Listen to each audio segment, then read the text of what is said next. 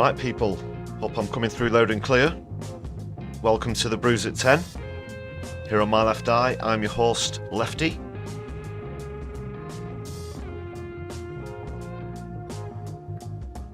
Solidari-Tea.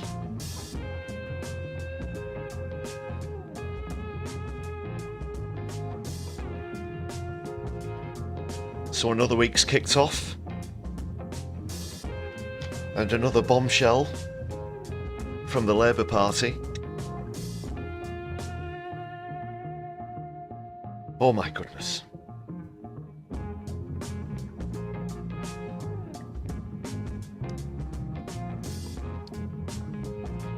Hedy, Octo and Morbius, good to see you in the chat already. Hope you're all doing well. Is your week getting off to a good start? Let me know.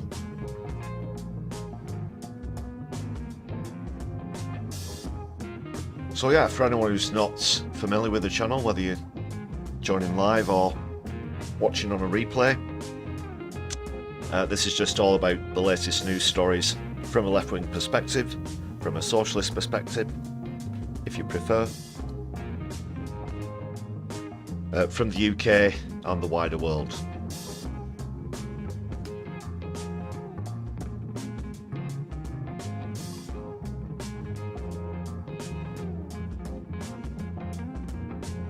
So yes, coming up tonight we've got that tuition fee announcements. Great stuff.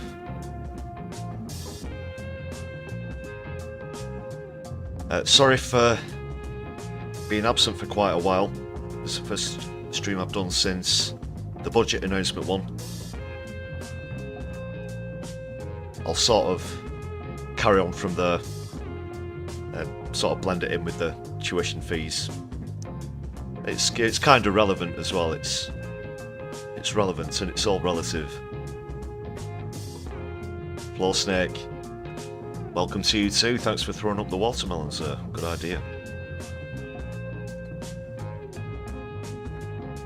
And yeah, again, for anybody who's not a regular viewer on the channel, we are staunch, firm supporters of a free Palestine.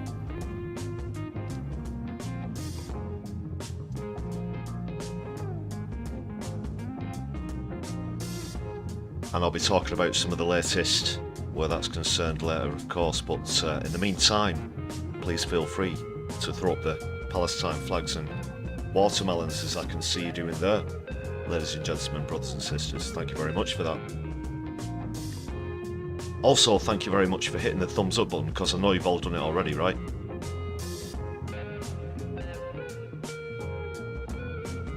Thanks a lot, yeah, for smashing the thumbs up button.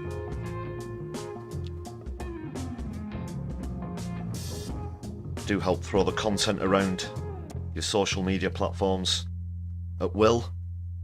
Be very liberal in the in the throwing around. In the dispersal, that's the word I was looking for, the dispersal of content.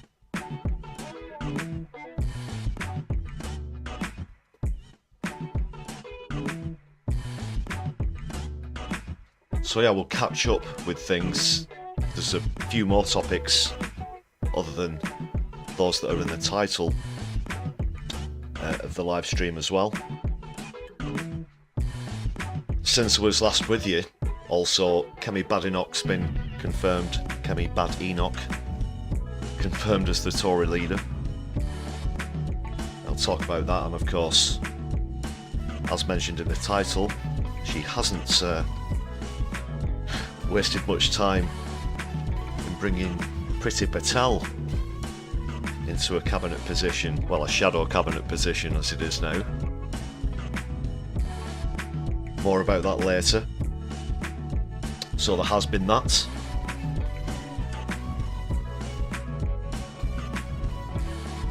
Kit, great to see you too, welcome back. Nice to see you again. So that was announced earlier today. I'll touch on that. You thought You thought you'd gotten rid of Priti Patel? No. No, this is the... is it a sequel or a reboot? We'll decide later, once we get into that. It's not good news, obviously.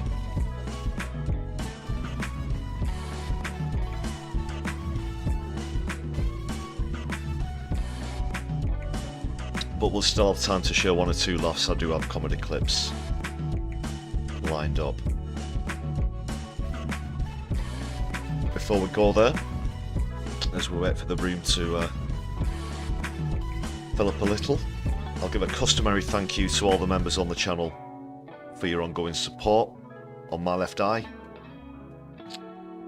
And to be added to the list of the roster of wonderful, awesome brothers and sisters, ladies and gentlemen, on the list. You can do so for just 99 pence. Bargain. Bargain. And there are perks as well, of course. Do check those out.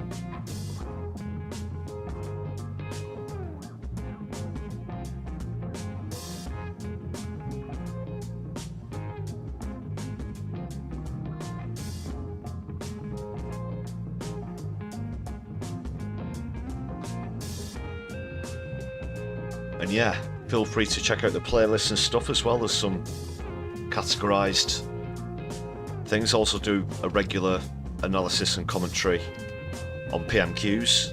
That's one of the categories, as well as the Brews at 10 live streams, of course, and other video format content. Feel free to peruse the back catalogue.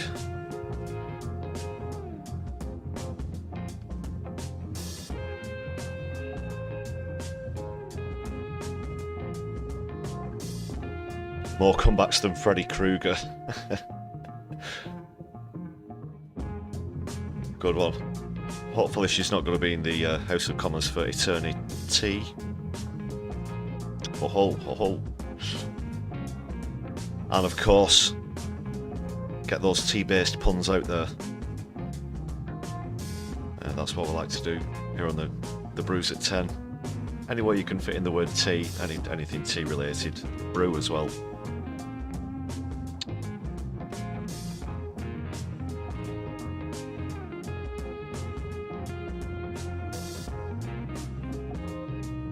Yeah, but she's back.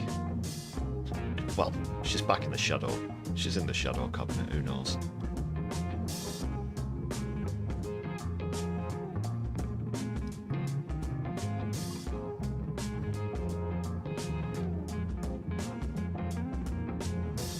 The first comedy clip queuing up shortly is Matt Green's latest. He's another awesome content provider on YouTube, great stand-up comedian as well. So it's his latest one that just dropped.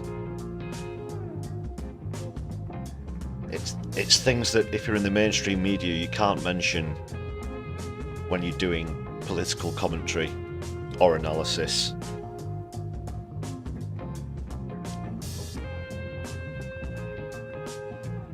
Are you listening, Laura Koonsberg?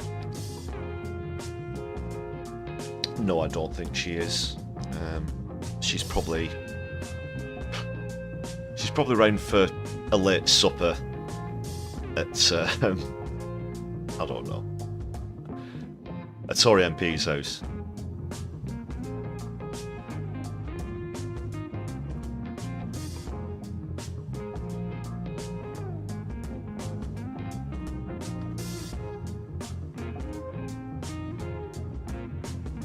Also, speaking of catching up with things I didn't have time to get round to on the last live stream, there is going to be that Larry and Paul clip that I mentioned. At the end, I'm going to have Matt Green. At the start, please do stick around for as long as you can on the Brews at 10.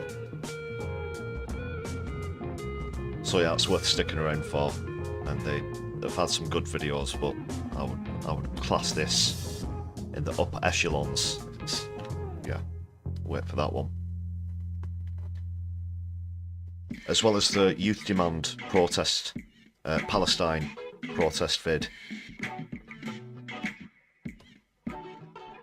That's all to come later. Let's kick off with Matt Green though.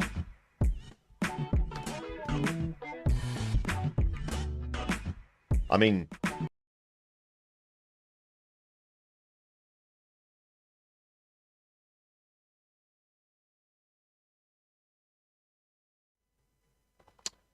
apologies, lost the audio there a sec. Yeah, I didn't mean kick off with Matt Green. I meant in the sense of the show, not in the sense of starting an argument with him. Let's not do that, because he's a funny guy. And he's pretty based as well.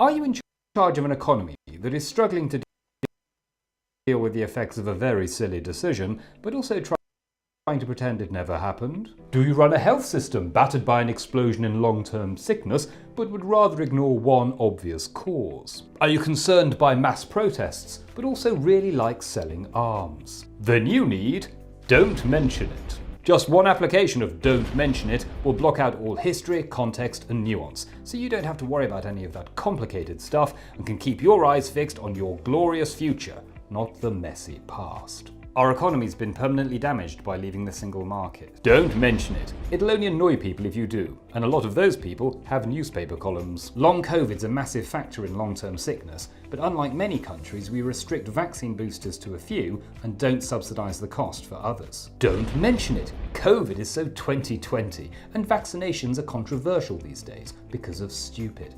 If you bring it all up again, you'll just have loads of nasty tweets. Instead, have you thought about trying to bully disabled people into work? Anger and frustration with the horrors in Gaza and Lebanon and with the Israeli government is really— Whoa, are you mad? Don't mention it, don't mention it, don't mention it. You'll only enrage people on all sides, and I mean, after all, what can you do? You're only in government, you're not God. Don't mention it, because sometimes discretion is the better part of something you shouldn't mention. And I didn't even bring up climate change. Don't mention it.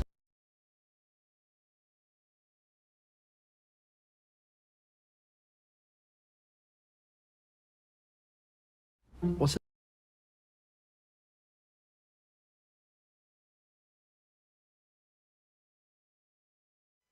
Matt Green there, if you're not familiar with his content, do go and check it out. We will be mentioning, well, a range of topics on the show, but that was a really good one.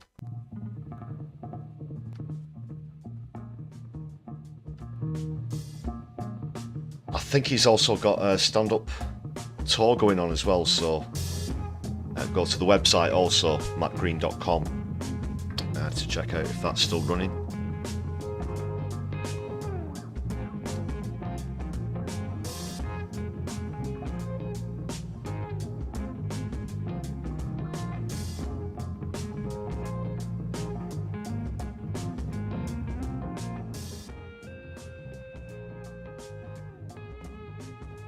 Don't mention it.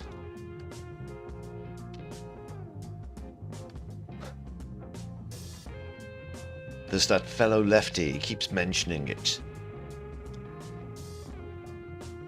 Right, let's kick off then with the tuition fee announcement. I think I'll start with this clip that I came across on Twitter earlier. Always Twitter, never X, of course.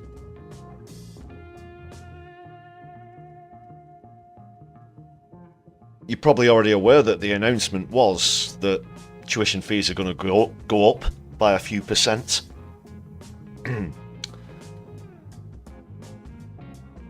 And yeah, considering the main focus, well, the clarion call of the budget was a budget for working people.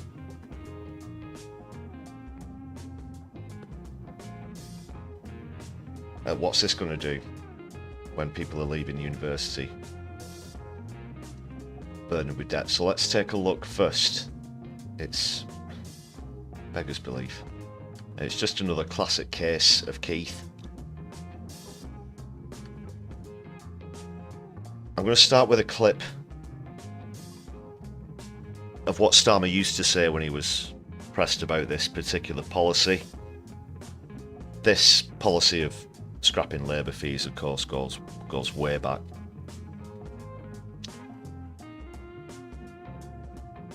But asked if he would continue it once he became leader of the opposition, he was always very firm on the fact that it was a solid pledge, and you know what a pledge from Starmer's worth. It's worth about, well, less than the paper it's written on. It's worth less than the that protrudes from his mouth when he's telling all these lies.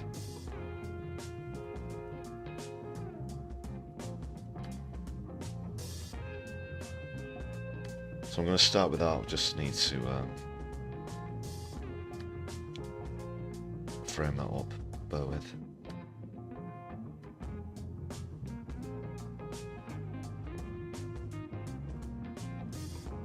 So you want to say a classic Starmer pledge. We're talking it being a promise, a first priority. He had so many first priorities, number one priorities as well, that he's gone back on, he's reneged on. This is another classic example.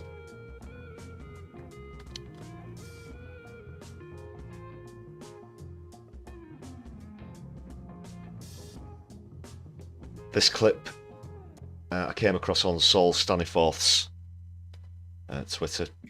Not sure if he's the OP who put this little compilation together, but thanks a lot for sharing this. Right, let's kill the background music and hear what Keith's got to say.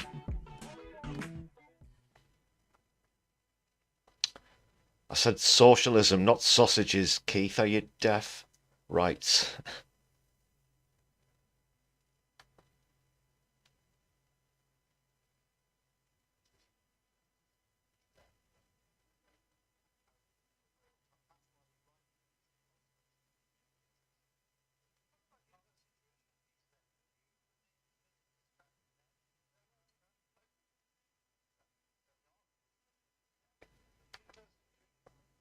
It's yes. It's yes.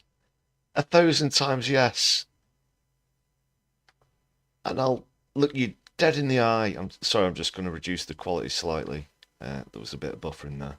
But he's looking Andrew Neil dead in the eye. This is obviously a while ago now. In these interviews, probably around 2020-ish, 2021. And with a straight face and a condescending manner, says, it's very clear in the question. It's there where I've paused it. So university tuition fees being scrapped will be in a Starmer manifesto at the next election. That's the one that's just gone. Keith with the sound off is the best, Keith. Yeah, good point, Floor Snake, but we do have to be subjected to his voice to highlight the lies, to highlight the double standards, hypocrisy, the careerism.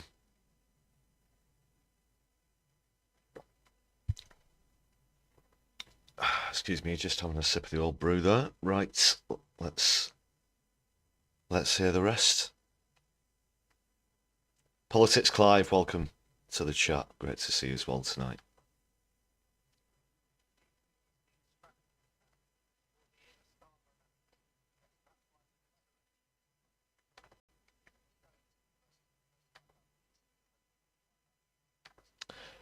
Well, it was, and because they had to pay sod all for it, Keith.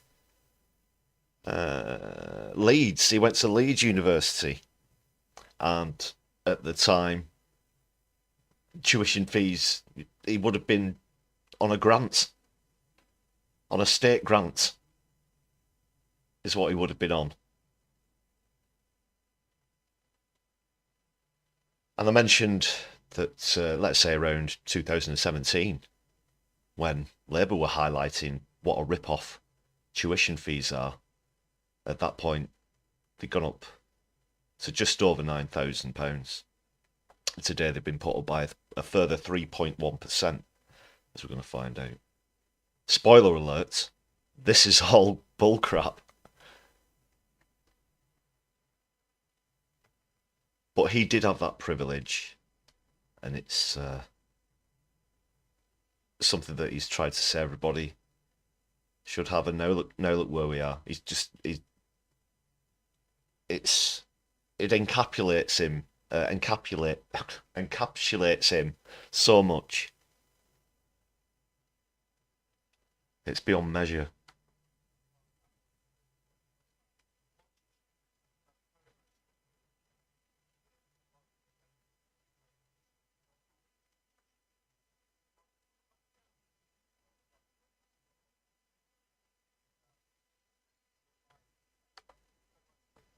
The factory owner. People by debt is a really effective way of controlling them. Tuition fees is a huge debt for young people that they carry with them for a very long time. And that's why we rightly committed at last election to get rid of tuition fees. What about university tuition fees then? Will you remain committed to scrapping them in They're your first all term? pledges, Andrew. So the answer to these questions is yes. So university tuition fees being scrapped will be in. So that was then, and this is now an announcement by Bridget Phillipson. However, she got a bit of a ticking off by Lindsay Hoyle, the Speaker of the House, for leaking parts of the statement to the press before it was announced in the House of Commons, and the Tories had a bit of a reputation for that as well. But now here we are, and it's more of the same.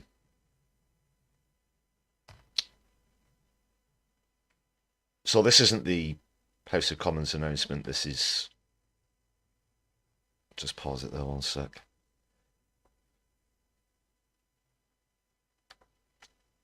This is going to be like her official announcement on social media.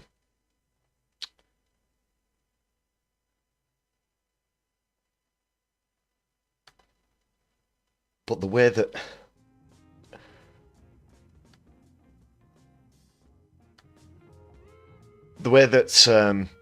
this is delivered really is quite something. The absolute gall that they're actually pretending that this is a good thing for students, for a start.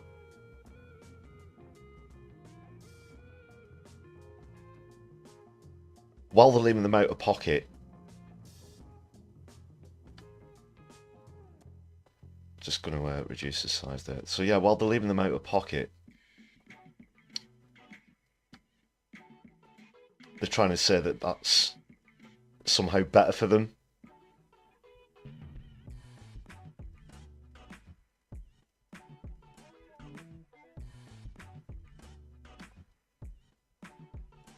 And the way it's delivered, I think, is probably the worst thing about this.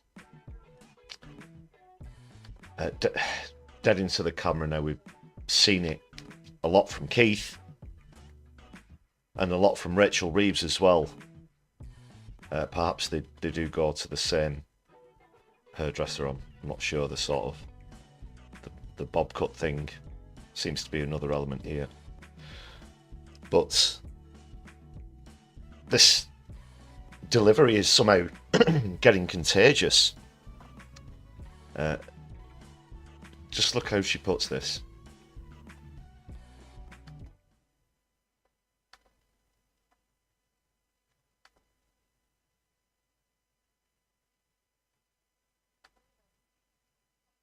Serious financial risk. For years now, tuition fees haven't kept pace with rising prices. Without action, we face universities slashing their courses, some institutions being unable to continue providing quality for students. That will be devastating for students, paying for broken promises and fewer choices. Devastating for communities where universities provide good jobs which could be lost. The situation that we have inherited means that we have to act, and I will not shy from difficult decisions. So from next August, universities in England will be able to charge full-time undergraduates. I just paused it just quickly, wanted to say, sorry, I was faffing about with the screen size there. I forgot to mention, this is an absolute classic, and you know the buzzwords that they use, the phrases, the ones that we keep count of on the PMQs, the delivers, the difficult choices, the black holes, this kind of thing. It's like one after the other. They think if they string enough of them together, it'll be enough to dupe people.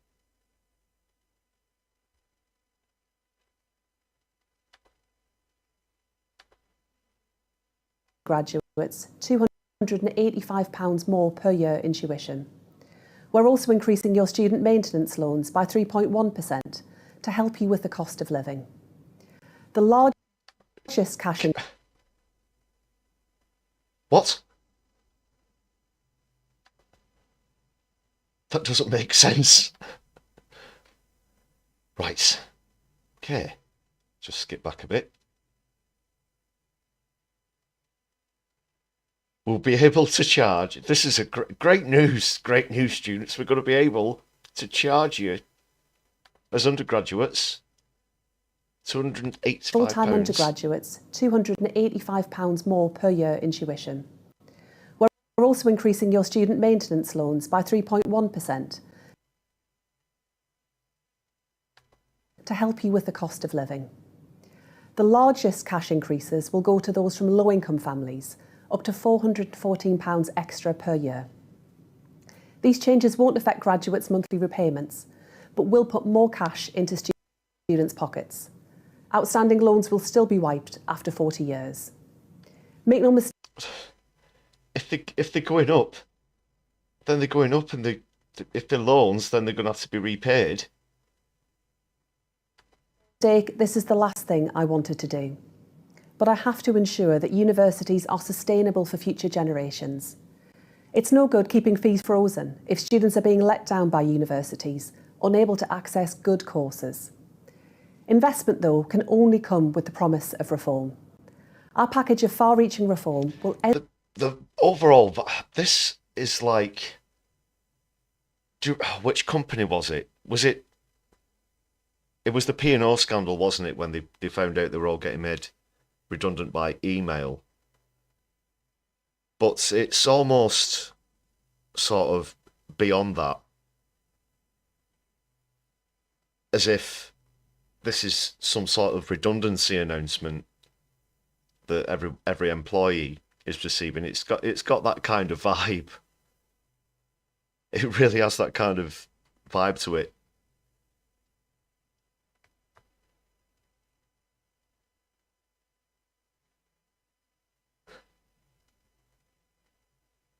But again, this is helping, but it's a tough decision, and we didn't want to have to do it because it's actually bad, and these things come out within sentences of each other. And it's as though somebody took every announcement that they'd made and the transcripts from every PMQs in the last 100 or so days that they've been in government, fed it into a chat GPT thing or some sort of artificial intelligence utility, right? And then said, make me an announcement that tuition fees are going up by 3.1%. And then show it a picture of Bridget Phillipson, and it would come up with this. Or you'd have to show it a few pictures or videos, whatever, to get it to learn how she talks. Maybe this could be it.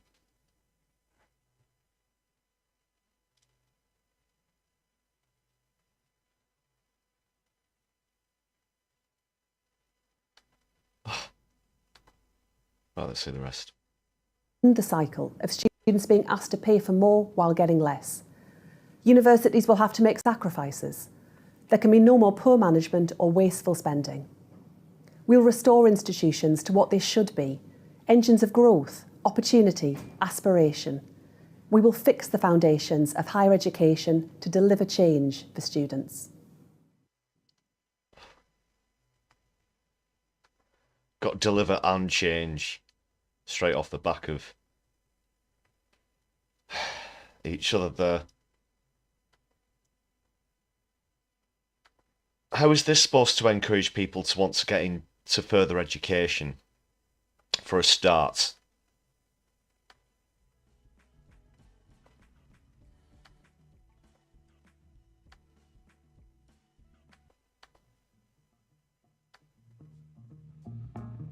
So let's say you've just got your A-level results, whatever pre-university qualifications you might have.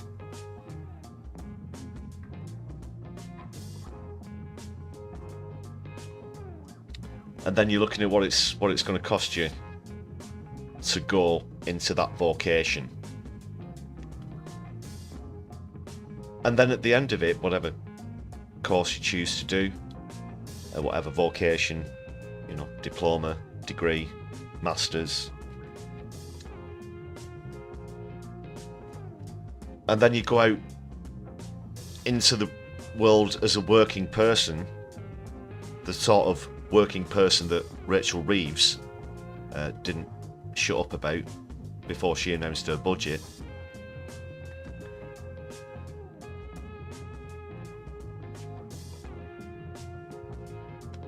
And they're faced with absolute mountains of debt. And that's the kind of thing that they have to walk out to in society. You know, they've been working hard to get through the degree, diploma, masters, whatever it may be.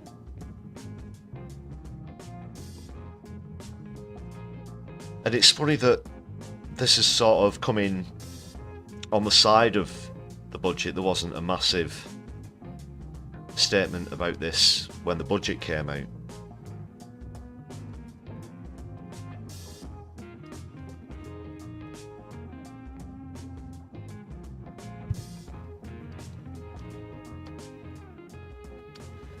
So that's the first thing. And then the sort of detrimental follow-on effects from that are that you have less professionals in a whole wide range of industries, and therefore it's harder to fill the gap in terms of staffing.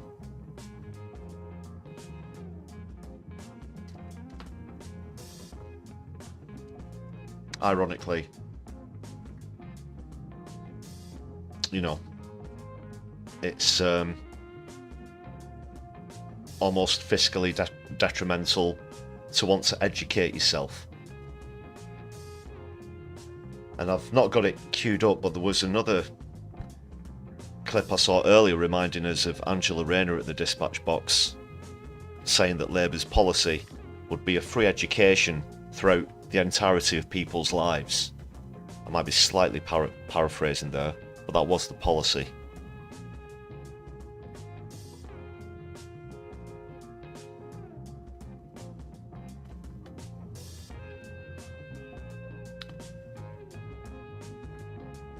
And we need to feel, don't mention it, don't mention the understaffed NHS.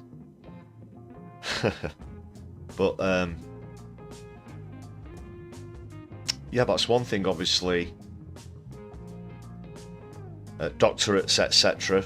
require a really long amount of study time. We're talking 5-6 years longer.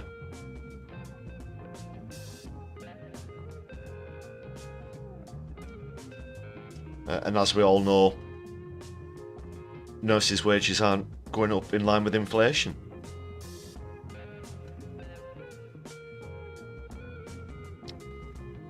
And just quickly on the point of wages, sort of finishing off what I had to say about the budget from Reeves. I think think the minimum wage increase was an insult. The £12.20, 25, whatever it is that it's gone up to. Yes, it has gone up, but you should definitely be looking at least the 15 to 17 bracket.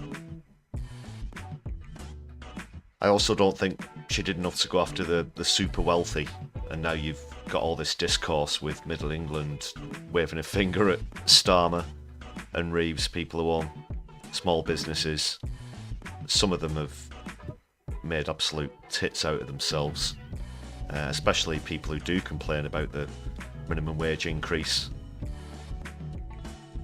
Because if you're running a business well enough, even if you only have a small amount of staff, you should at least be able to pay them, 15 to 17 pounds an hour.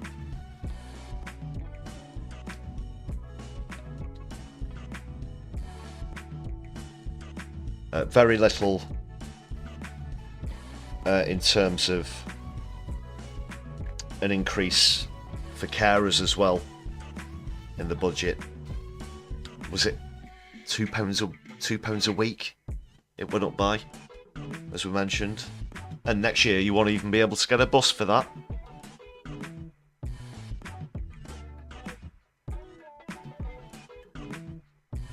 And let's combine all that. What if you're a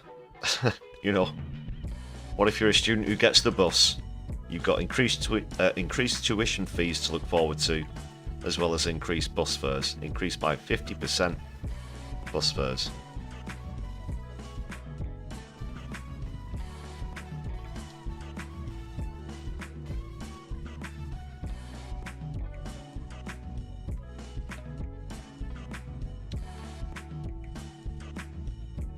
Right, let's get Bridget off the screen.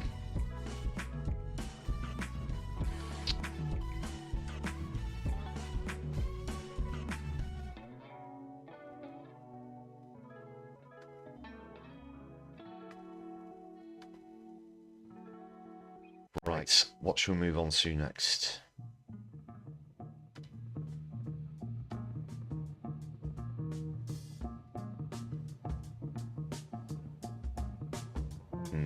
Yeah. We'll just go back to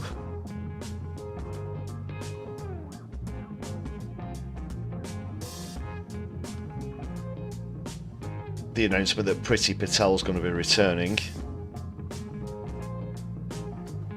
as well as a few other announcements about the shadow cabinet that Kemi Badenoch's putting together. Badenoch.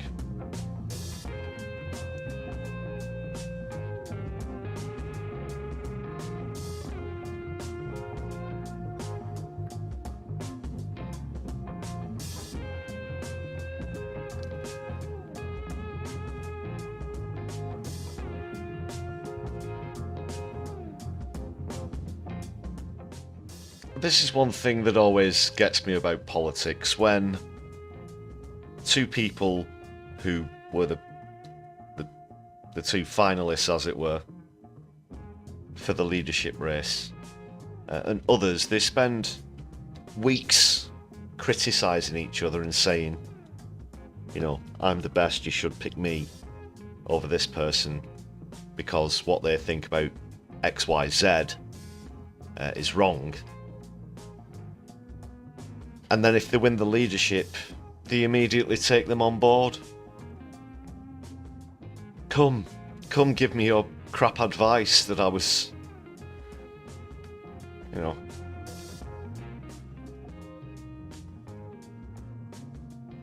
And that's what's happened here. Jenrick is going to be in the shadow cabinet, as well as Priti Patel as Shadow Justice Secretary. Priti Patel's returning as Shadow Foreign Secretary, and Mel Stride is going to be Badenoch's Shadow Chancellor. They were all, of course, candidates against her in the leadership race. I just pointed out. By appointing not only former rivals but also figures from different wings of the party, Bad Enoch will be hoping to unite the Conservatives after a bruising election defeat. What a mess.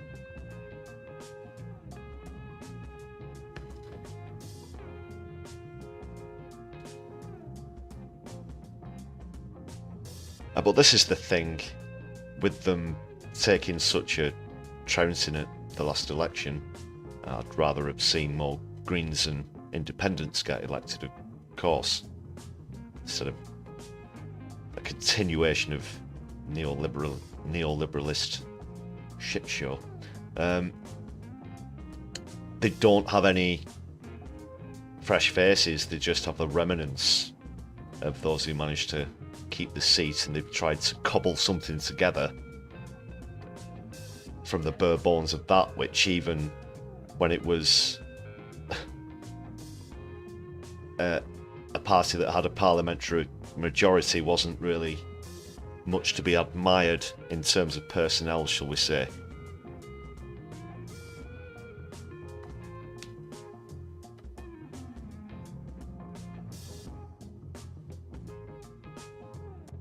So is this the fake bit they're getting to? Are they pretending to get on now, or was the fake bit the pretending to be the rivals previously?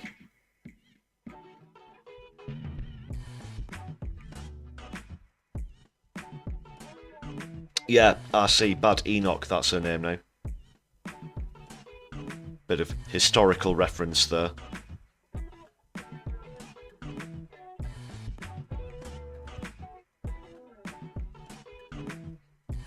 Oh, and she just says anything, she will, you know. I can't remember what the number was. Someone analysed her interviews and counted up all the lies. It was getting close to Johnson levels.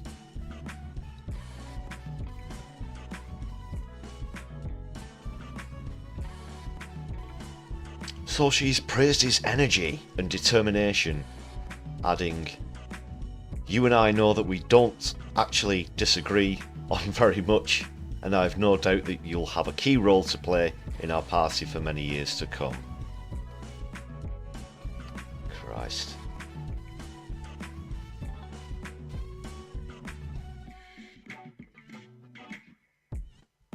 Laura Trott, Shadow Education Secretary. Neil O'Brien, appointed Shadow Education Minister.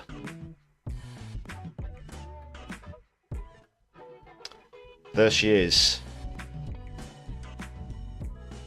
Just a little later than Halloween.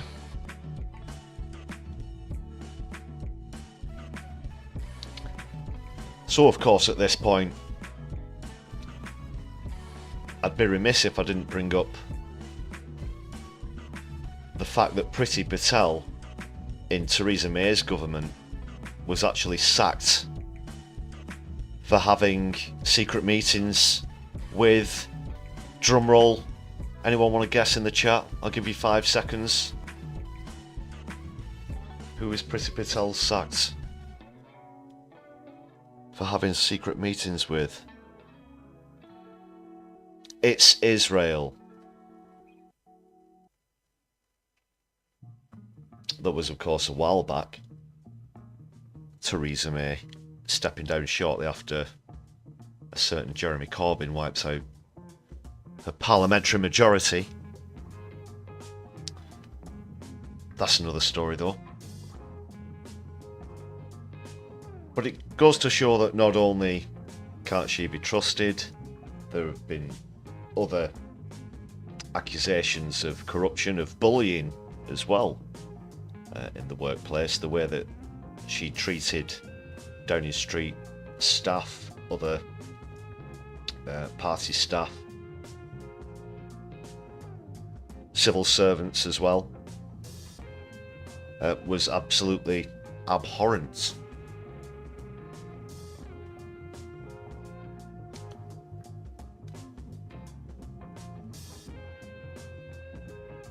But well, again, this does look as though Israel could possibly be attempting to shore up things, with obviously Lamy being lobbied by Israeli lobbyists as well, and now Priti Patel as Shadow Home Secretary as well. And you could be right there, Octo, just looking in the chat. Thanks a lot, sir. I've not been given too many shout-outs in the chat yet this evening. Just been trying to get through everything, but that's quite right. Yeah, I mean, you know, not a lot would surprise me these days, if anything, where Israeli lobbying is concerned.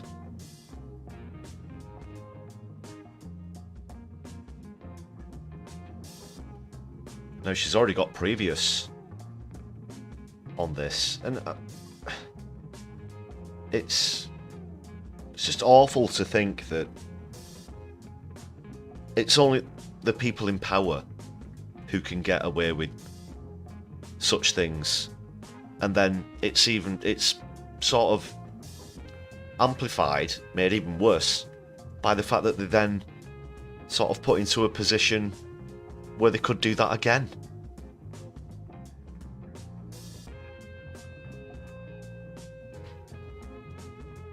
Priti Patel.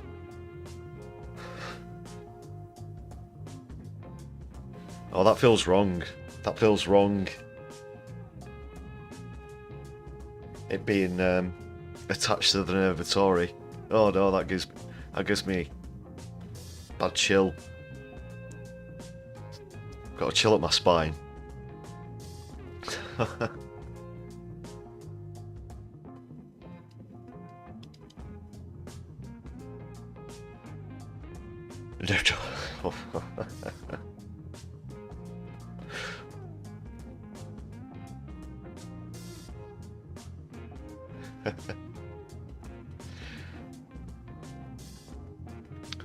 How do you need to sip my brew now?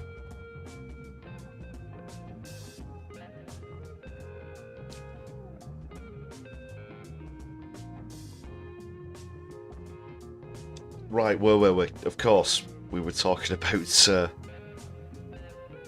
Priti bloody Patel.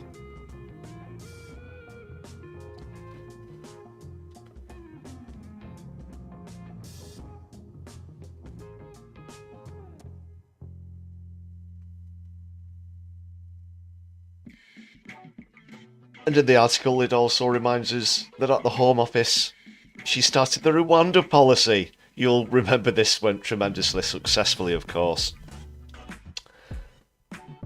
which aimed to deter people from crossing the English Channel in small boats by deporting them to the East African country, but was later scrapped by the new Labour government. And on that matter,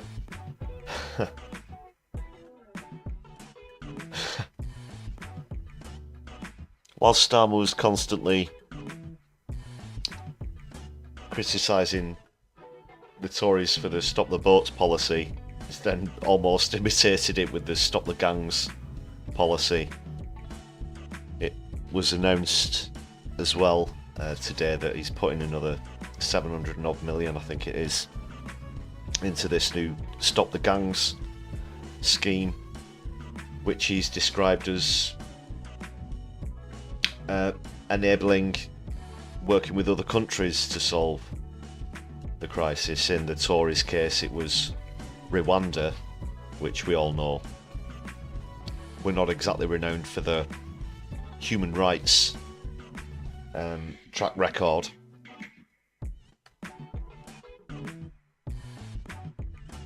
As well as it being a massive waste of public money.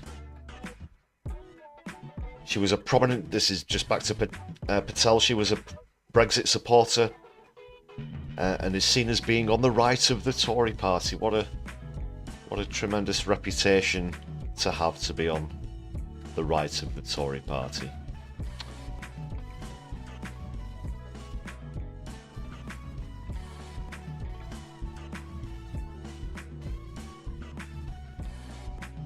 It does mention about being forced to resign, and it was Johnson, of course, who brought her back. That's Laura Trott, who's going to be Chief Secretary, who served as Chief Secretary to the Treasury under Sunak.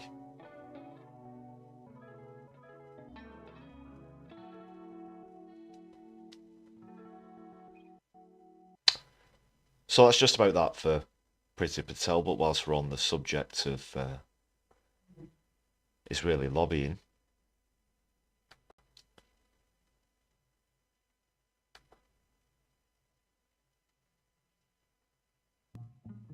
just go and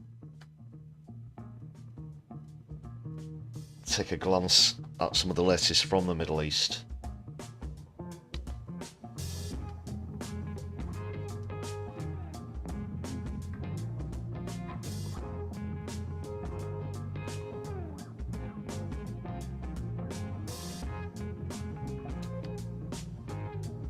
And I'm going to start with this.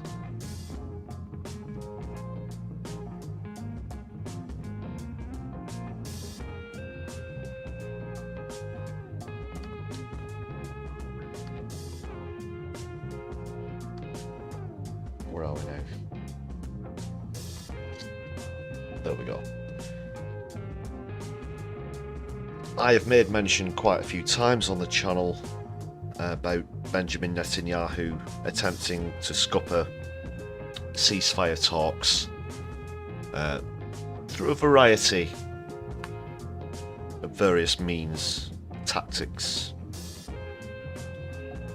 so on and so forth. But at the end of the day, I brought it up quite a few times about how he doesn't actually want a ceasefire, be it through his Zionist ideology or the fact that he basically is relying on a perpetual war to try and save his career. Well, he thinks that's a tactic anyway. And alas, now it's been revealed that is actually what's going on.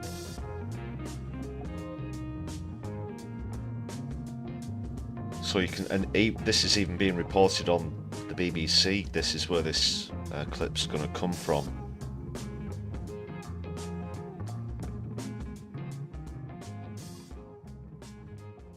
And it's absolutely shameful. It's not so shocking. Well, as I said, we've been aware of this for some time. But now even the mainstream media, and if anything, the Beeb do lean towards Israel's side of things, and in fact some of their own staff have made complaints recently about the amount of bias that they've shown. But even this has got through. So these were documents that were given to two European newspapers. One, the Jewish... just before we go into the clip, I think we've just had a raid from... I saw something pop up. Ah, No Justice. Great to see you. Welcome everybody who's joining us from No Justice. Just going into this clip about how an Israel court has seen documents showing that Netanyahu actually wanted to hinder the release of hostages and prevent a ceasefire. So we're going to dive into that. Thanks a lot for joining us. Shout out to No Justice as well. Everybody who's listening on the stream here on My Left Eye, please do go and subscribe to @NoJustice. MTG. Great content.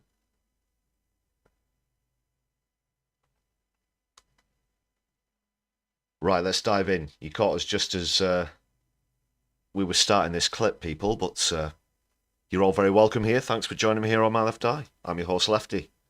Please do subscribe to the channel if you've not done so already. We're only 5 seconds in, so I'll just go back to the beginning for the benefit of everybody who's just joined us.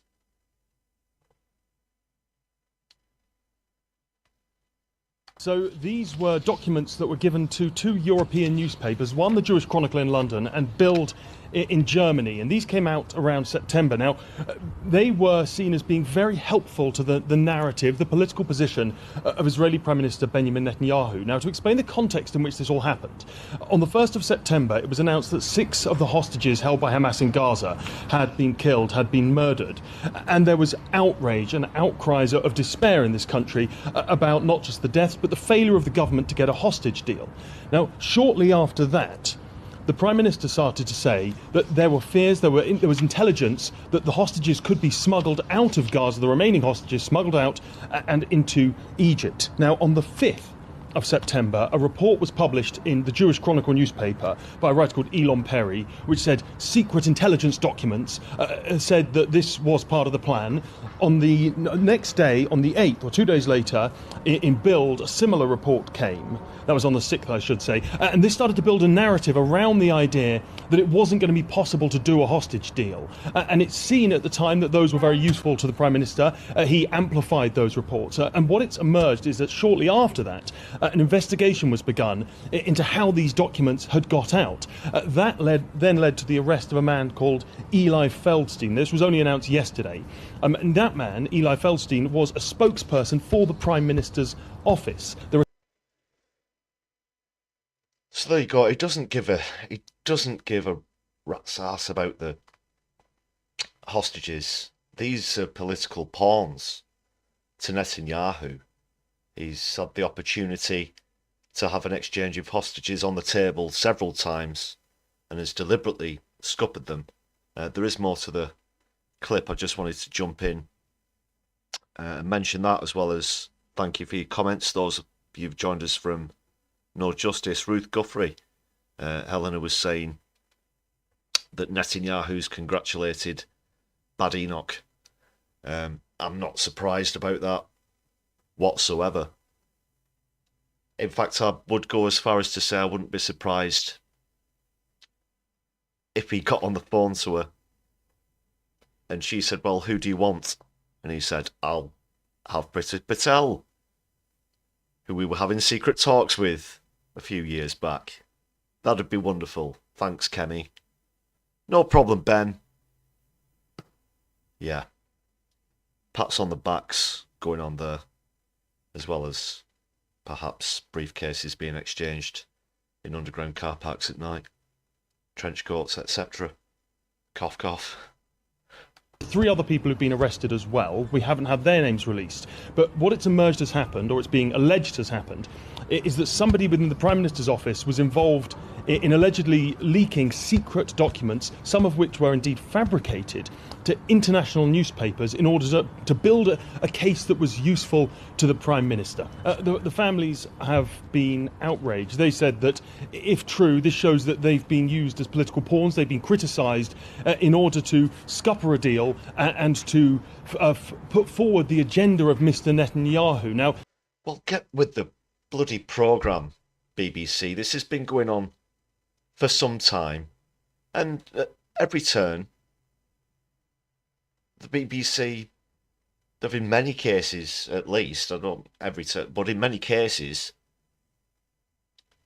they've attempted to imply that it was Hamas that upset the talks at the last moment, when in fact it's always been Benjamin Netanyahu. And if even the BBC, as I said, who have been criticised for the coverage, the bias in the coverage in this occupation, if even they are mentioning this, then this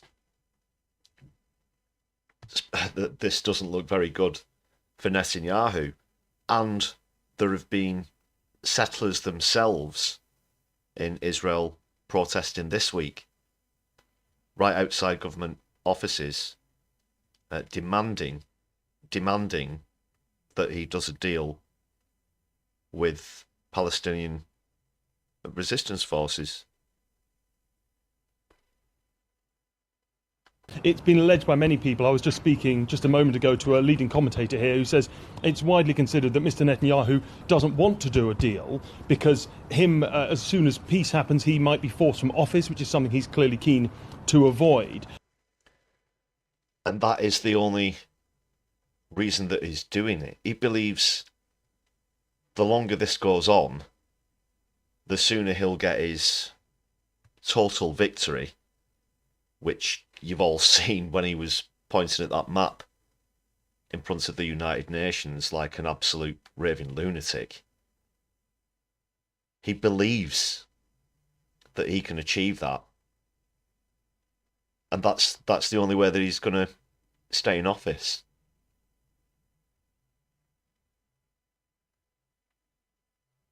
Because if he can't use the hostages as an excuse to commit the absolute atrocities that he's committing at the moment, then he loses his pawns, as even the BBC presenter put it there.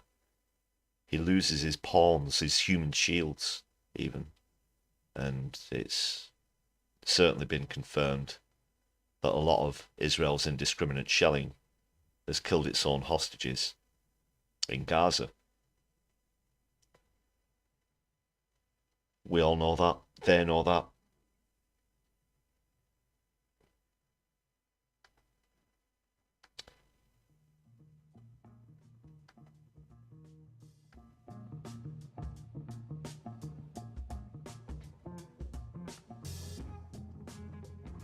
So that was a story that broke earlier today. I've got another clip lined up for you.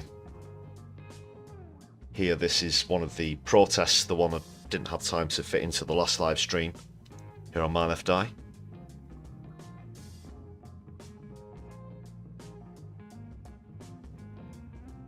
This one took place in Manchester.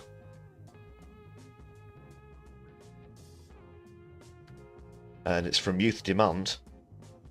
There was, of course, another massive protest in London over the weekend. Unfortunately, I wasn't able to make that one. I did originally have plans to go down. Had to change my plans at the last minute for a few reasons. That's also why I couldn't bring you a live stream on Sunday. Apologies for that. But this one's from up round our way.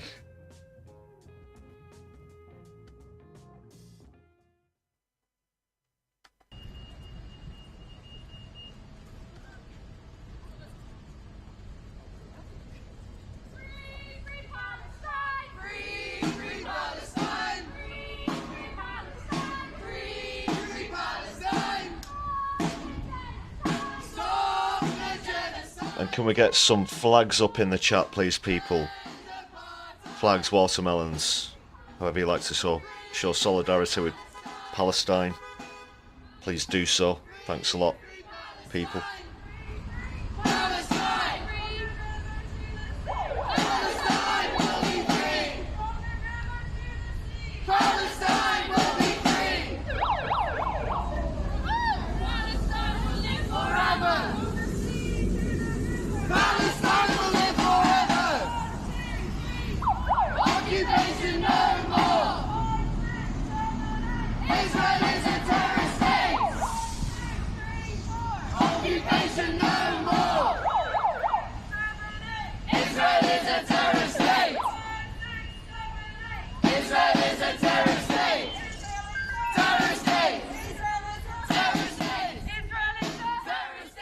Thank you for throwing the flags and watermelons up, people.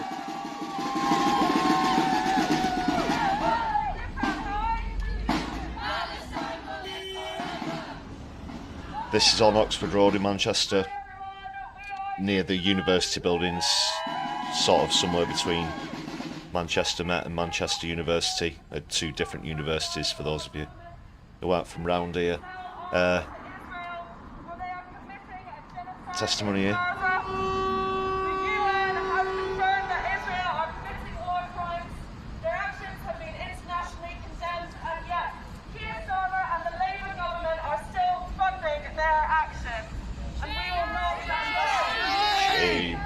Shame. And Lebanon, of course. Mobius.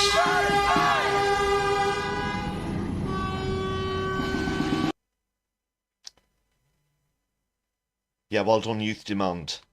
There, you can check out that clip on the Twitter or whatnot.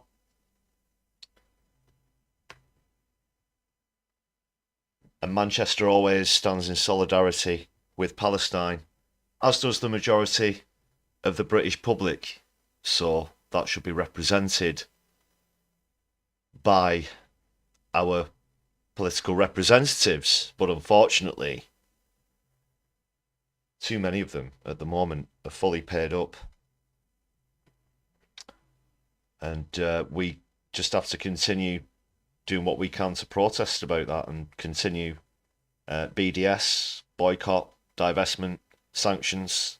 You'll have heard later that a lot of the more well-known companies who support Israel either financially or with free goods to the army have seen a drop in profits. And this is how you get through to the inner workings of this evil regime. You hit it in the pocket.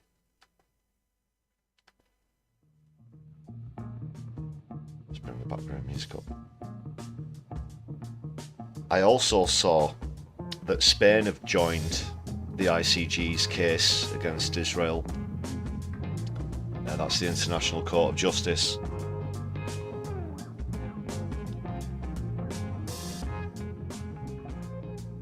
But we're still waiting for the announcement about these warrants from the International Criminal Court. Normally, arrest warrants don't really take as long to be granted as this one has.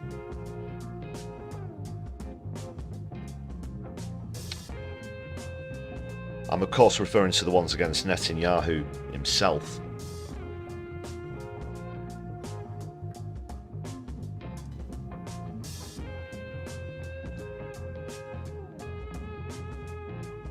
But the law can't keep up with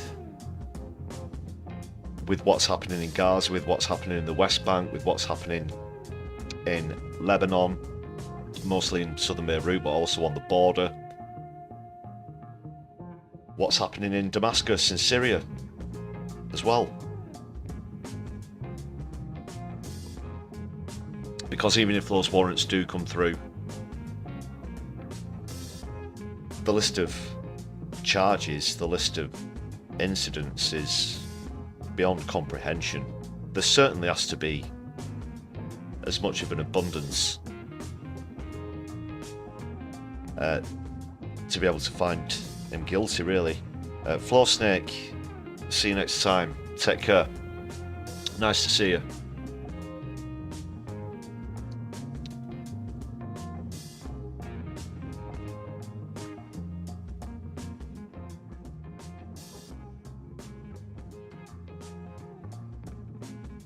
Yes, there's plenty there, and it ticks all of the boxes where international law's concerned.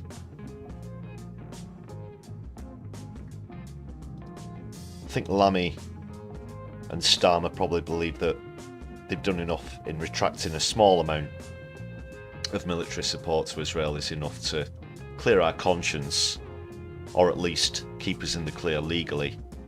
But where morals are concerned, I certainly disagree that we're as far removed from this as we should be.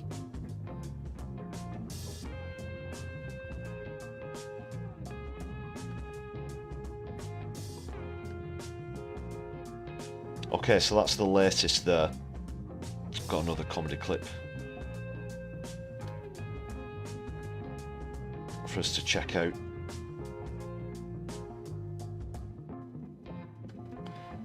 I'll just cue this up, bear with. Just I thought I had it bookmarked. But it'll just take me a moment to find.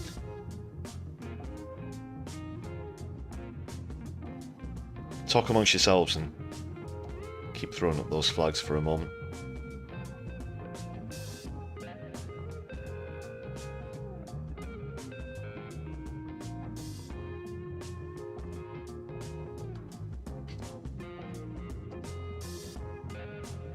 It's worth the wait, believe me. Like I said when we kicked off the stream.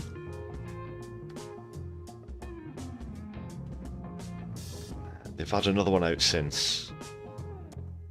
But I didn't have a chance to show you this one last time, so. Okay, here we go.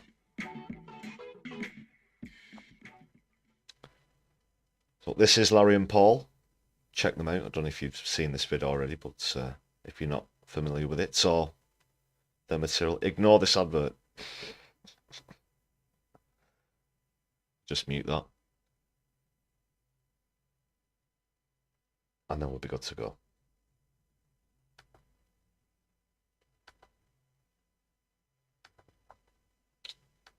Right, I'll just check we're all lined up. It's close enough for jazz.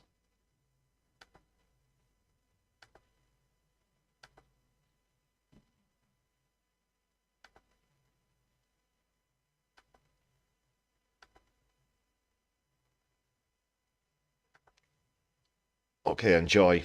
This is a cracker.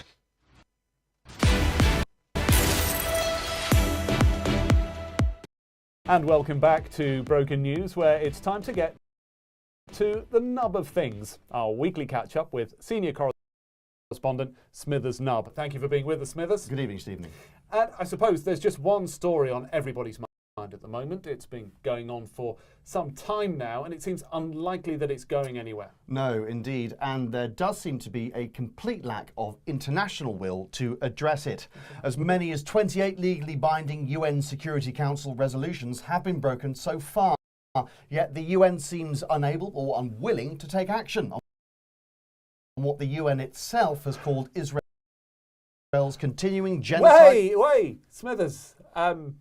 I was, sorry to interrupt, in fact, though, talking about Sir Keir Starmer receiving free tickets and then meeting Taylor Swift. It's the story that just won't die. Is it? Yes, of course, Stephen, and many up in arms about the PM getting tickets to a music concert, apparently. People not stopping talking about that one. But no new details since the last time we reported it.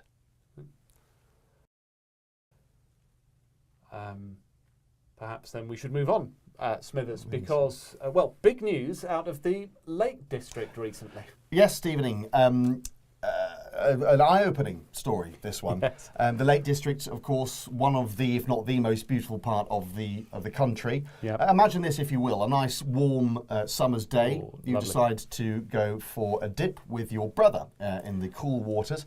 Nice. And as you get in, bobbing about together, those crystal clear waters Yes. turn out to be nothing but human effluents. No, what? Because more than 140 million litres of sewage, it's been revealed, have been illegally pumped into Windermere over the course of 3 years. United Utilities failed to report any of it. One of the most beautiful lakes in the country being used as an open sewer. Smithers, sorry, I was referring to Kate Middleton's brother James, sharing lovely memories of him and her going on holiday in the lakes when they were younger. She was very competitive, apparently. Was she? Great.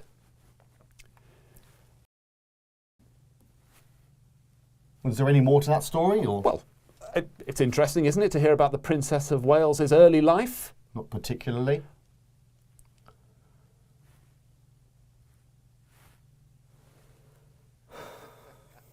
Well, perhaps then time for one more story, Smithers. And, well, in my lifetime, I never thought I would see a German rise to power in such a way. Yes, and I'm glad that we are covering it here on Broken News. The AfD, or Alternative for Deutschland, are on the rise in Germany. Of all countries, for a populist far-right party to take hold. Sorry, Smithers, I was talking about the New England manager. Oh, fuck off! Sorry, do I get to report on any actual news?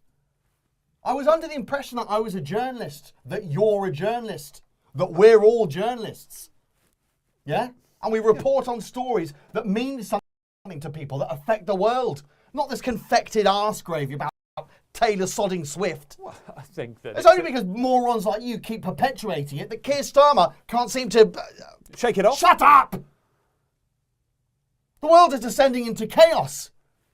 Economic, societal, environmental collapse, social decay, grotesque inequality, mass poverty.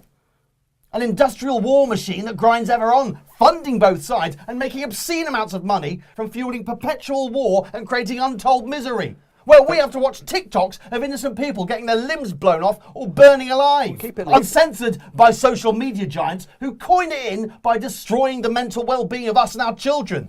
Meanwhile, the food industry pumps out low-cost, mass-produced, ultra-processed, chemically treated bullshit, destroying our health and making us rely on a pharmaceutical industry that doesn't care if we live or die, that then makes trillions from what will most likely end up being government-mandated obesity drugs. Well, thank you. Private train companies that can't run trains, private water companies that fill our rivers and seas with piss and shit, political leaders bought and paid for, continuing the status quo, and consumed by a loyalty to profit, unable or unwilling to take the necessary action to hold society together as communities die off and the environment falls apart. Well, and governments can't find money for school lunches, but they'll bail out the sodding banks. And the ultra-rich dick around in space in cock rockets, while you and I can't get a sodding doctor's appointment. Well, more billionaires than ever before, controlling the media and making you blame the poor souls escaping the jaws of the military-industrial complex or obsessing over which bloody toilets we use, while your nana freezes to death in a one-bedroom flat. I think The whole thing is a system built to exploit people and the planet in the relentless pursuit of profit. And the other day, your top story was some prick allegedly fingering a bird on Strictly Come Fucking Dancing.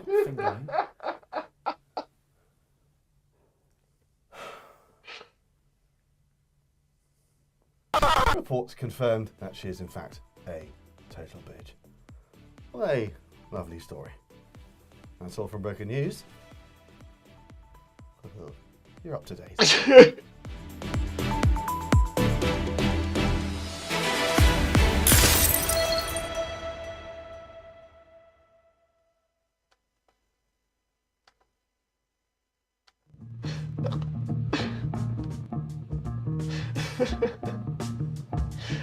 That was wonderful. That was marvellous.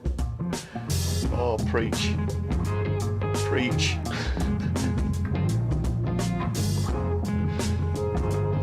No, that was a rant. No, that was a rant. Well done, Laurie and Paul. Great stuff. Go and subscribe to them on YouTube. With broken news. Oh, excuse me. Oh, my jaw hurts.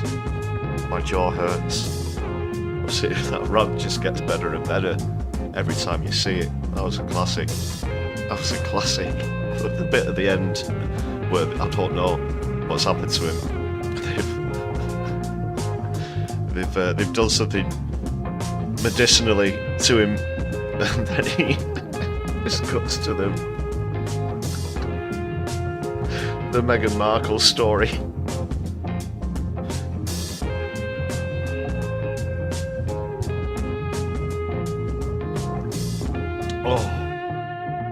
Oh my goodness, oh my goodness, I enjoyed that. I enjoyed that. Oh. Oh.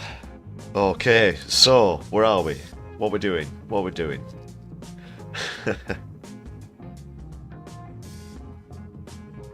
That's a good job this is faceless.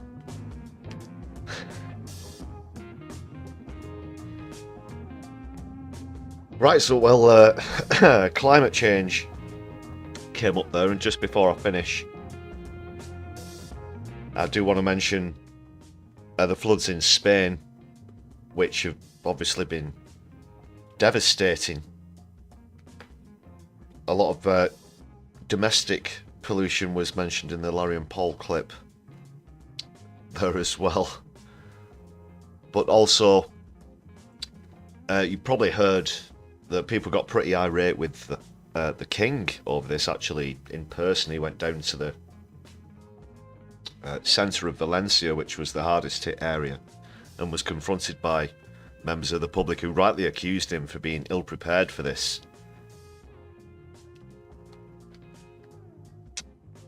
And now there are extreme weather warnings for Barcelona as well also.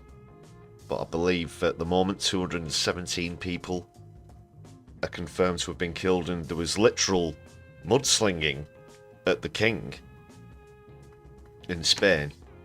And could you imagine that in the UK? There was the fella, was that about 2 years ago, who threw eggs. He threw eggs at then. Was he still the prince at the time? Can't remember. But he had a bit of a rant at him over his brother Andrew. But in this case, it was actual mud. I think that's probably the closest that we've seen. But these people were literally just a few feet away from him, the King of Spain. I mean, when they were confronting him, and that also neatly, in a smooth segue fashion, brings me quickly onto this Dispatches report from Channel 4. I wanted to get in a few words about that as well. Have you heard about this one? So through various means, the royal family have managed to procure public finance by ways of leasing out property that the royal family own under medieval laws. Areas of coastline, for example.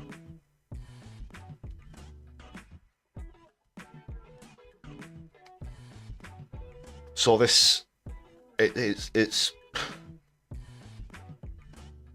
again, you can use the word shocking, but does it really surprise you? Does it really surprise you?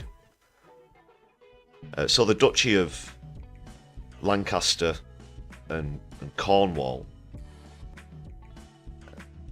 are said to receive, this is what the Dispatches report reveals, in excesses of tens of millions of pounds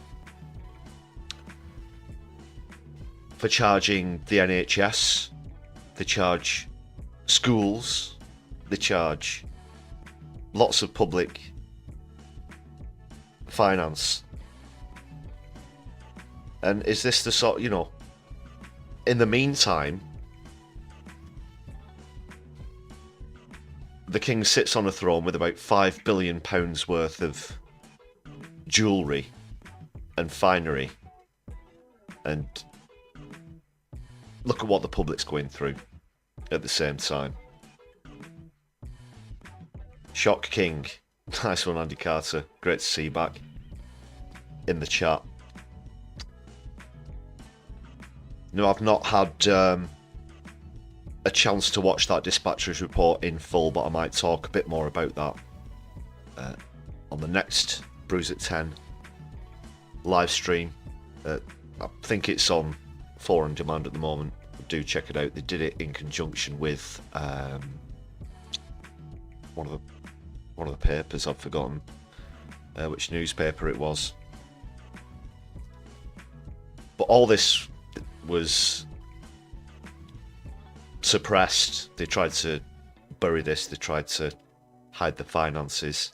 So I'm looking forward to being able to watch that in full, and then maybe we'll have a bit more of a chat about it. But why do we need?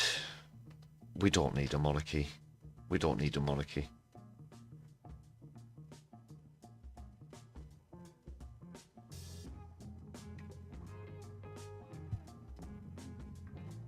But we could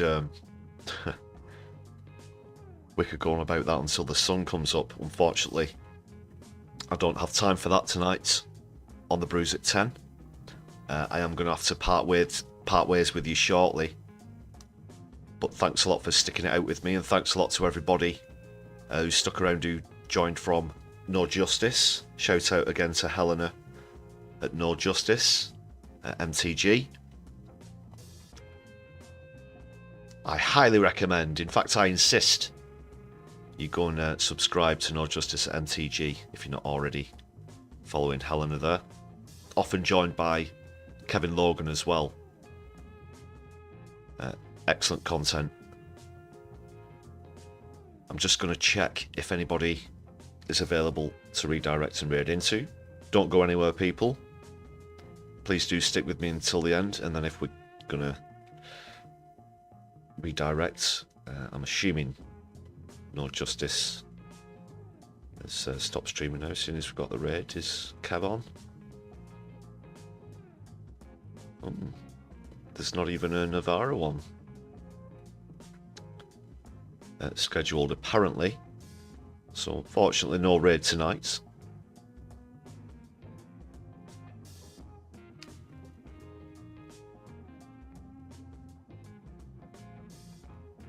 Yeah, good point in the chat as well, Ian. They do charge Dartmoor Prison as well, talking about the royal family thing as well. There's probably a lot more examples. Looking forward to going through that one.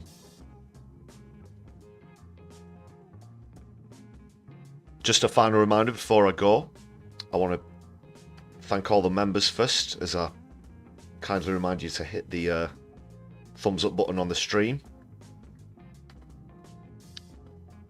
before we close down for the night. And please consider helping the channel out with a membership. That's just 99 pence. Thanks as well to everybody who's gifted memberships to other viewers recently.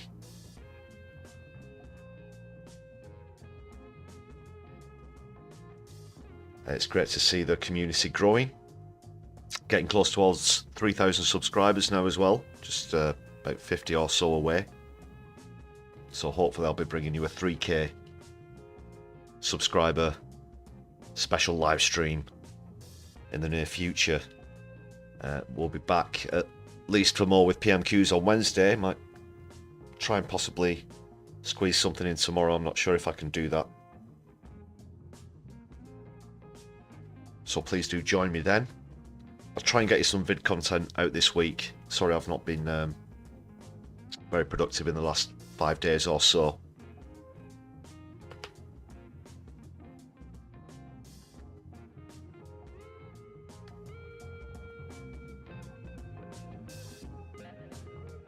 So yeah, thanks again members, thanks again viewers.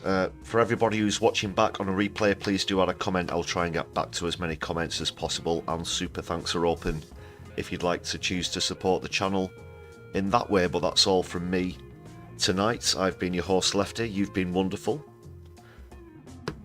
Until we meet next time everybody, take care. My left eye will be seeing you soon.